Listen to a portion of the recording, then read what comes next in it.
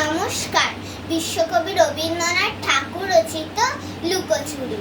আমি যদি দুষ্টুমি করে চাপার গাছে চাপা হয়ে ফুটি, ভোরের বেলা মাগো ডালির পরে কচি পাতায় করে লুটোপুটি, তবে তুমি আমার কাছে হারো।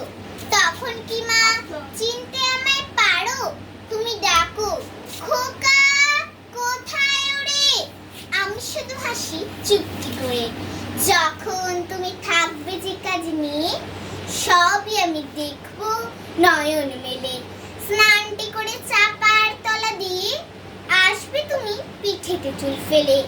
এখান দিয়ে পুজোর ঘরে যাবে, দূরের থেকে ফুলের গন্ধ পাবে।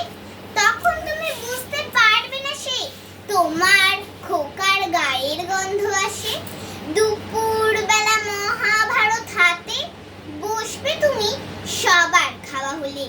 গাছের ছায়া ঘরের জানালাতে পড়বে এসে তোমার পিঠে কোলে। আমি আমার ছোট্ট ছায়াখানি দোলাবো তোর বইয়ের পরে আনি। তখন তুমি বুঝতে পারবে না সে তোমার চোখে খোকার ছায়া ভাসে। সন্ধেবেলায় প্রদীপ খানি জেলে যখন তুমি যাবে গোয়াল ঘরে, তখন আমি ফুলের খেলা খেলি। টুক করে মা পড়বো ঘুয়ে ঝরে।